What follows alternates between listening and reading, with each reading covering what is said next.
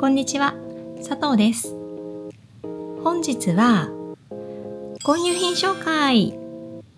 というわけで、日本に一時帰国をした際に購入したものたちを紹介していきたいと思います。アメリカに住んでいて、何がアメリカで買えて、何が日本でしか買えないのかっていうことがだんだん分かってきましたので、日本で購入したいものを厳選して買ってきました。私のものが多めですが、息子のものも少し紹介しています。ぜひ最後までご覧ください。はい、ではまず最初に早速美容関連グッズについて紹介していきたいと思います。はい、こちらが今回購入してきたものたちです。思ったより多いなと思われるかもしれないんですが、私たちは帰るのが多くても半年に1回で、下手をすると1年以上空くことも結構あるんですよ。で、化粧水、特に基礎化粧品に関しては、私はやっぱり日本製品が肌に一番合うので、日本に帰ってその時に買いだめして帰ってくるということを繰り返しています。はい、クレンジング系としてはこちらのエスト、それからマナラを購入してきました。エストは今回初めてなので1本だけで、マナラは私これも日本にいる時から使っていて、今回も3本まとめて購入してきました。ドラッグストアもありますし、楽天とかでまとめて購入しました。それからこちらの酵素洗顔パウダー、こちらは毎日使うというよりは、肌の角質がちょっと硬くなってきたなっていう時だったりだとか、一個一個小分けになっているので、こちらも旅行の時に持って行ったりするようですね。あと私、メイクアップアーティストの小田切ひらさんがすごく好きなんですが、ひらさんが紹介してくれる化粧品っておそらく私の肌質にすごく合っているものが多くって、結構広がりをしてしまいます。で、こちらはひろさんが半年前か1年前に勧めていたと思うんですが、ソフィーナの水光ピーリング泡セラム、これもですね、一回半年前に、帰った時に買ってみて、確か夏だったんですがすごく良かったので、これをねまたリピートで購入してきました。使用方法としては、事前にこうやってよく振ってから、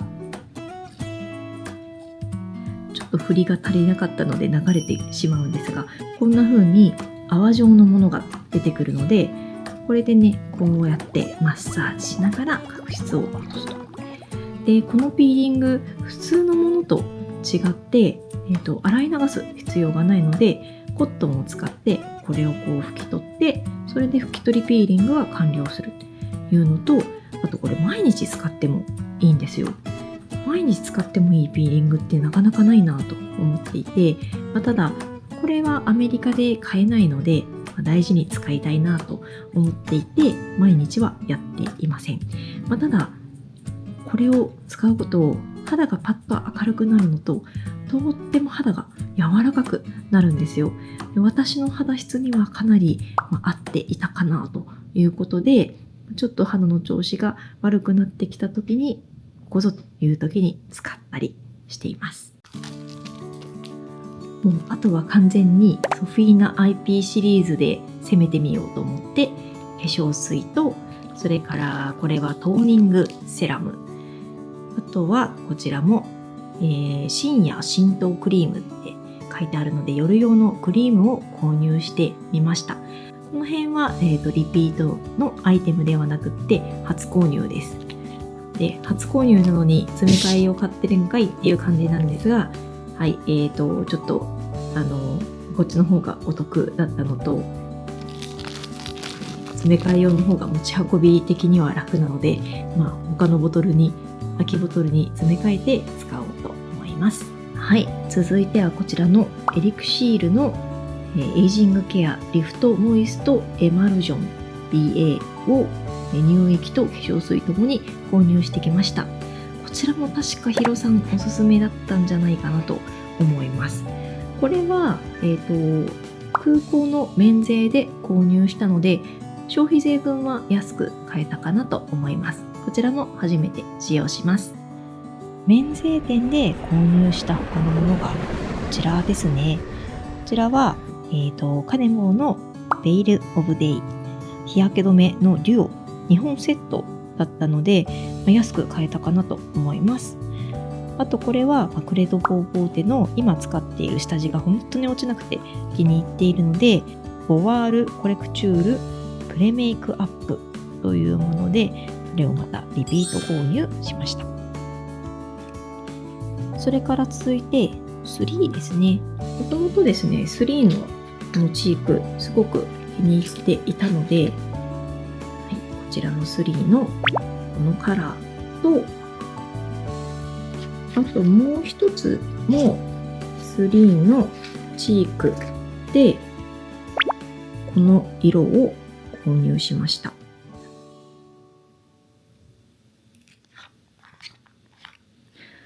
これは初めて購入したものなんですが、ちょっと暗めの色なので影になる部分とかに使いやすいかなと思って購入しました。こちらも2つ確かヒロさんのおすすめだったので、半年前か1年前だったと思うんですけれども、こちらもヒロ買いという感じですね。続いてこちらが資生堂のリキッドファンデーション。私はですね、結構肌の色が黒くなりやすくて、カリフォルニアだとすぐ日焼けしてしまうので、240番を購入しました。こちらの方がね、自然に肌の色に合うかなと思います。あとそれからカネボウのルージュ。私はこのカネボウのルージュが大好きで、いろいろ集めています。唇に関しては私結構唇荒れがしやすくって、なかなかいいものに出会えなかったんですが、今回はこちらの赤色をちょっと購入してみました。T シャツだけとかシンプルなお洋服の時にこの赤色を使って、お化粧をしたいな、楽しみたいなと思って購入しました。色味としては見えるかな、こんな感じでちょっと濃い、赤、濃いレッドって感じですね。落ち着いた色です。春というよりも秋とか冬の方が似合ってるかもしれないですね。はい、続いてヘアケア用品としてご紹介したいのがこちらのツルリンチョっていうちょっと面白い名前のツルリンチョシャンプーです。こちらシャンプーと、あともう一つね、この熱処理メニュー用って書いてあるブースターのシャンプー、こちらが正直私の大本命で、この2つの詰め替え用を購入しました。それぞれ 1kg あって、さらにリンスもあったんですが、リンスもさらに 1kg ってなると、重量制限の関係上泣く泣く諦めて、普通のシャンプーと特にこのブースターシャンプーを購入してきました。アメリカに来てからおそらく水の関係で髪の毛がパッキパキになってしまったんですが、そんな中でもこのツルリンチョシャンプーを前回帰省時に買って使ってみたら、その後髪の毛の調子がすっごく良くなったので、今回またリピートして購入することにしました。あとこちらフラッと入ったコンビニで買ったモニオのマウススプレーなんですが、私今回これ買って一番良かったかもしれないと思いました。見てわかる通り手のひらにも収まる小さなサイズで、ちょっとねやっぱり口臭とか気になるお年頃に入ってきたんですけれども、そんな時にねこれをポーチとかカバンに入れといてシュッと一吹きするだけですごく爽やかな気分になるんですね。でタブレットとかでももちろんいいんですが、こういう、スプレータイプのものの方がさっと口の中が一瞬で香りが変わるし、味もいいので、これねもっと買えばよかったなと思ってるんですが、ちょっとお試しで1本だけ買って持ってきました。それから機内で読むようにと思ってこちらのパターという小説を購入してみました。普段は私読む本は、大抵 Kindle で購入しているんですが、やっぱり Kindle よりも紙の本が好きなんですよ。とはいえ紙の本ばっかりね集めてもしょうがないので、あんまり画面とかスクリーンを見たくない時に読む本として何冊か紙の本を買うようにしていて、今回はこちらの本が気になったので購入してきました。はい、では次に洋服です。今回あまり時間がなかったので本当にちょっとしか見て回れなかったんですけれども、一部ご紹介していきます。まずシップスではこのアクセサリーにね一目惚れして購入しました。夏は結構 T シャツなんかを着ることが多いので使い勝手がいいかなと思います。あとはシップスでこのカーディガン購入しました。かなり薄手なのでこの冬のね終わりかけから夏にかけて着れるかなと思って購入したり、あとはこちらですね、確かミラーオーエンに行ってデニムを購入してきました。やっぱりねデニムのサイズ感はアメリカとちょっと違うかなと思うので、洋服特にデニムは絶対日本で、試着してから購入するようにしています。あとはユニクロですね。このモケモケふわふわの、お気に入ってリピート買いです。ちょうど日本に行って安かったのでユニクロで購入しました。他にもいくつか購入はしたんですけれども、ちょっとそんなに別にね洋服に自信があるわけではないので、これくらいにしようかなと思います。あと洋服関連で冬の小物類です。こちらがニット帽と私用のかなりあったかい手袋、それから息子用の手袋ですね。今回日本に帰ったタイミングでスキーに行ってきたんですよ。で息子は人生初で、私も人生2回目3回目ほぼ初心者なのでしっかりしたものを持っていなかったので、こういうものもねスポーツショップかな、地元に帰ったタイミングでスポーツショップで購入しました。確か全部セールで2000円ぐらいだったかなと思います。かなりあったかくスキーを楽しむことができたので買ってよかったなと思います。はい、では次にサッカーシューズです。息子がねこの色がいいということで、あと履き心地もいいということでこちらの靴に決めました。アンブロって読むのかな、こちらのアンブロというメーカーのサッカーシューズを購入しました。普通のスパイクよりもねかなり、スパイクの針が小さいかなということで、トレーニングシューズということで店員さんに勧められました。もちろんアメリカでもサッカーシューズ買えると思うんですが、ほとんど私が探した感じここがね靴紐になっているんですよ。でまだ息子そんなに自分で上手に紐が結べないので、毎回ね私が結ぶってなるとちょっと面倒だなって思うこともあるので、こちらのねマジックテープ式のものを探していて、簡単に息子が自分できつくすることができるのでアンブロのシューズを購入しました。今回はあとかわいいと思ってポーチを2つ買ってきました。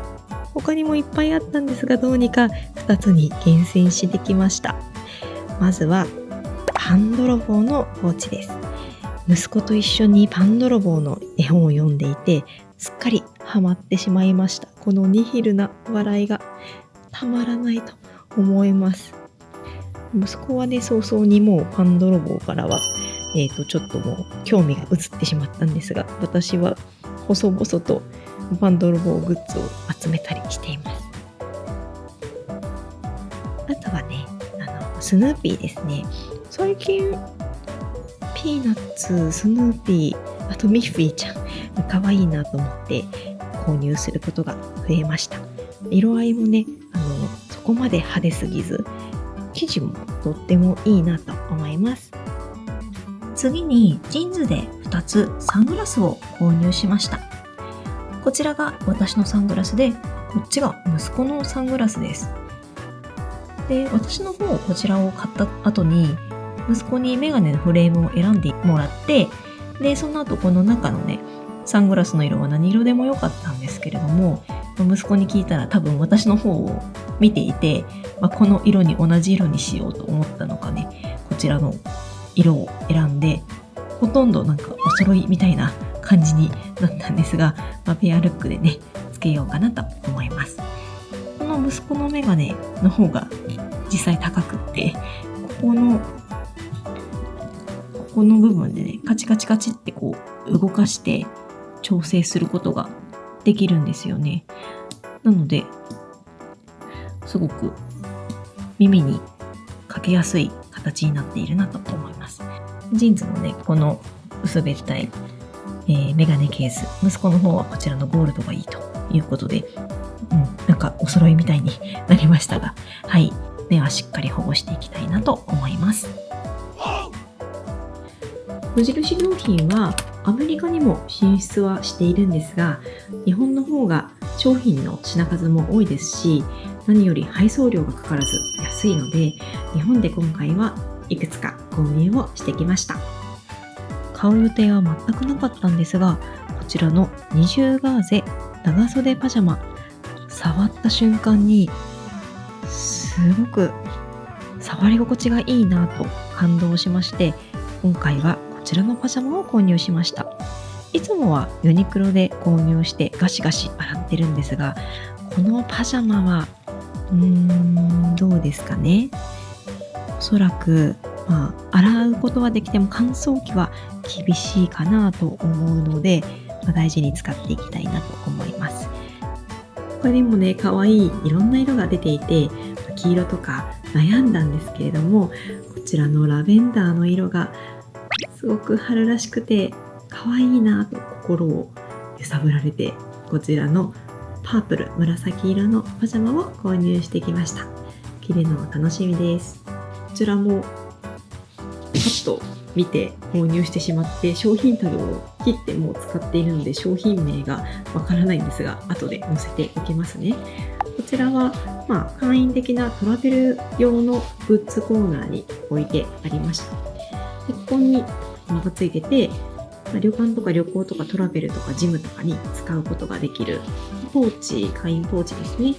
でここをギュッと絞って持ち運ぶことができます。で大きさとしては、私これ実際に自分の MacBook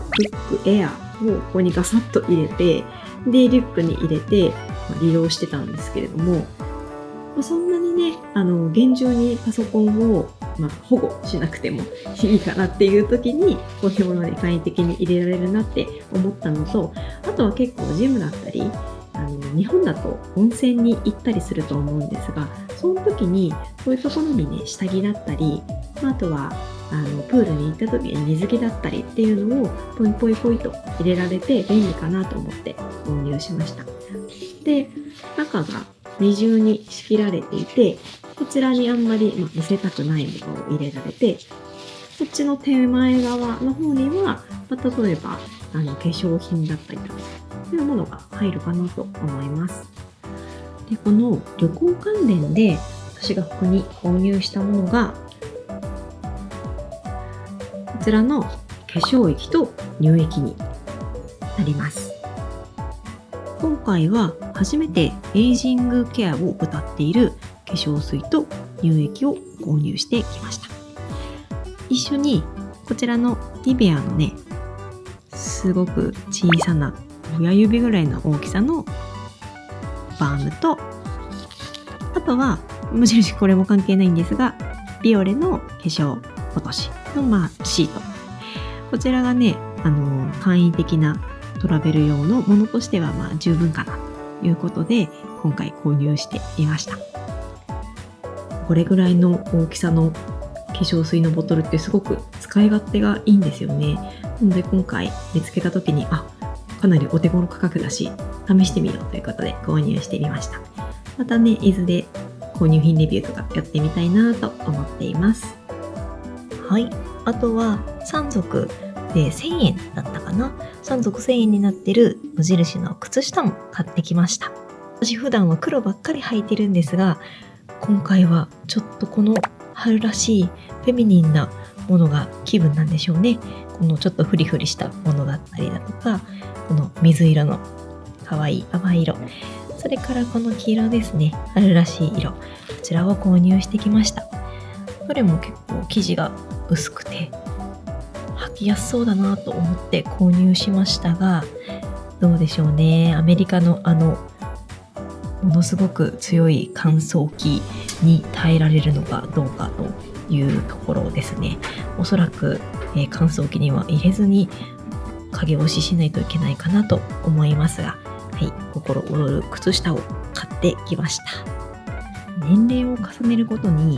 いかに夏を快適に過ごすかっていうところに自分が重きを置いているんですけれども、今回はこのね、肌着も買ってきました。で、こちらの肌着の方は、綿とポリウレタンと、ナイロンを使っていますね。で、これはこれでもちろん使いやすいんですけれども、もちろん新品です。もう一個私がずっと気に入っているのが、グンゼの肌着なんですね。グンゼのアセドロンという肌着、どちらもかなり似ている形なんですが、こちらのアセドロンの方がね、ここに脇の部分に汗を吸水できるものがついていたりだとか、アセドロン自体はポリエステルとレーヨンでできています。で、この生地ものすっごく薄くてサラッサラなんですよ。透けているのが見えると思うんですが、で一方で、無印の方はもちろん素材は違うし、何よりお値段が違うんですけれども、結構厚めなんですよね。透けないは透けないですけどね、もちろん。で、私個人的にはこっちのアセドロンの方がやっぱり着てみて好きだなと思いました。今回は比較するために2つ購入してきたんですが、やっぱり無印の方は今後はやっぱり買わずに、下着、肌着はグンゼで揃えるかなと思います。あとは息子関連で息子のおもちゃも購入しました。アメリカにいるとどうしても英語が強くなってくるので、日本語に慣れ親しんでもらいたいなということで、日本に帰るたびに本だったり、あとは今ハマっているボードゲームですね。ボードゲームを購入したりしています。今回はこのウボンゴっていうボードゲームを以前他のお友達の家でさせてもらって、ボードゲームといってもこれはこの図形を組み合わせて作る知能的なものなんですが、レゴが好きなのもあって、こういうおもちゃは結構好きなので、軽いし持ち運びも簡単ということで、ウボンゴの本来はポケモン関連ないんですが、ポケモンとコラボしているウボンゴを購入しました。あとね、男の子のママは知ってる方が多いんじゃないかなと思うんですが、こちらの漫画科学シリーズのどっちが強いっていうシリーズ本ですね。今回は息子結構海の生き物が好きで、シャチ VS シュモクザメだったり、これはタコ VS ノコギリエイ、クラゲ VS 電気ウナギっていったような、それぞれ、違う生物が戦った時にどっちが強いんだろうっていったような、ことを書いてある漫画です。結構読んでいて私も面白いなと思ったりします。はい。では次に日用雑貨の紹介をしていきたいと思います。これ私がもうずっと使ってる歌麿石鹸です。いくつかね石鹸あると思うんですが、この歌麿石鹸本当に汚れがよく落ちて、特に息子がサッカーを始めてから靴下とかの汚れが半端じゃないんですが、この歌麿石鹸を使うとスルッと落ちるので重宝して使ってます。あとはね、このケアリーブっていう、絆創膏なんですけど、何の変哲もないんですが、こちらに住んでる中国人のお友達に教えてもらったんですけれども、かなり風通しがいいんですよね。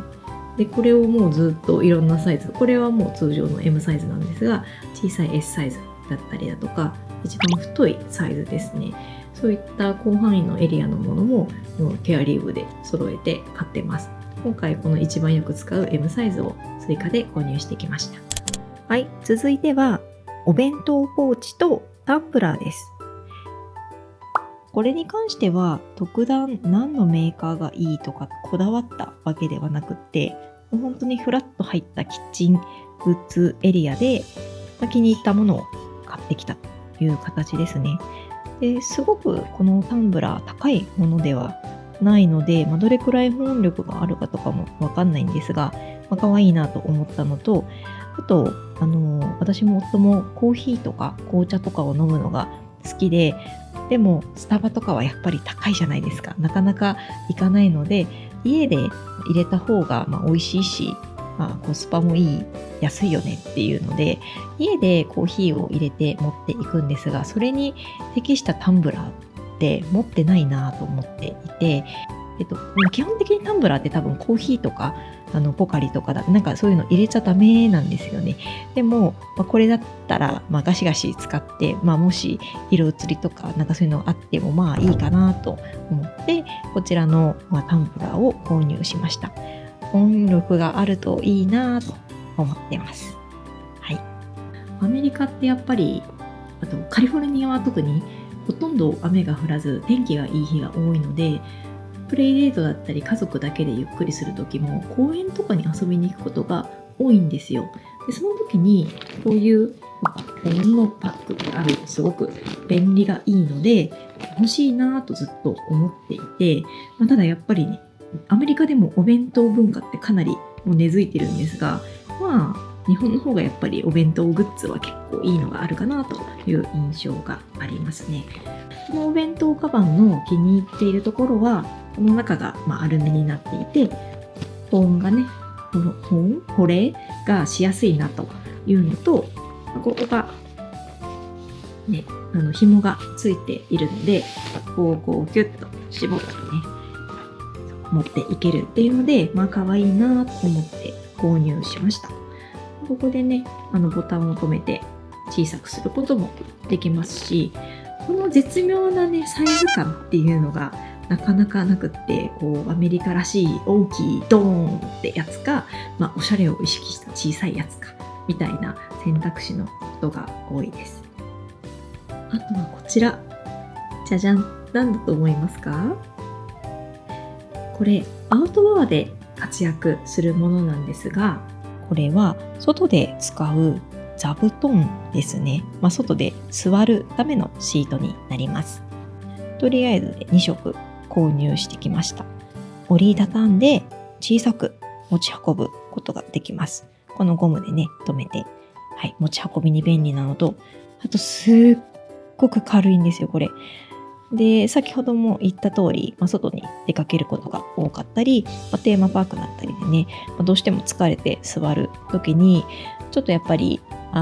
綺麗に掃除されてなかったりだとかっていうこともあったりだとかするので、その時にこういうのがちょっとさっと出してこの上にスッと座ることができると、お尻も痛くならないし汚れも気にならないかなということで、シートタイプと迷ったんですが、楽天でこちらの方が人気が良かった、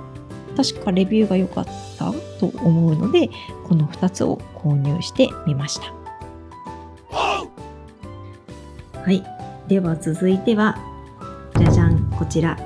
大量のふりかけ、それからご飯グッズです。アメリカの日系スーパー割と近いところにあって、ふりかけの品揃えって結構豊富なんですけれども、例えば息子が小さい頃から大好きなご飯の友、これなんとね、大正2年にそのルーツが作られていたもので、ふりかけのルーツと言われているのかなと思うんですが、このご飯の友ね、熊本の方なら一度はきっと食べたことがあると思うんですが、昔からある地元なじみのふりかけ。これね、カルシウムもしっかり入っていて、息子が大好きなのでしょっちゅう買ってきてます。あとは、ちりめん山椒だったりだとか、これも息子が大好きな卵ふりかけ。あとはなんかごま塩。でもこうやって日本の味を楽しんでご飯ももりもりいっぱい食べるっていうのが、アメリカでも元気に過ごせる秘訣の一つかなと思っています。はい、というわけで日本から私が購入して持って帰ってきたもののご紹介をしました。いかがだったでしょうか？もし今後ね、日本に旅行するとか、日本に帰る方の参考になれば嬉しいと思います。今回はスーツケース私一つと夫一つ、それから息子の手荷物用のスーツケースと、あとね、帰りはもう一箱段ボールを追加して帰ってきました。もちろんこれ以外にも洋服だったり、夫のものだったりとかね、もちろん息子のものもいろいろ買ったものはあったんですが、今回は特に私が購入したものということでご紹介をしていきました。楽しんでいただけたら幸いです。ではまた次の動画でお会いしましょう。またね。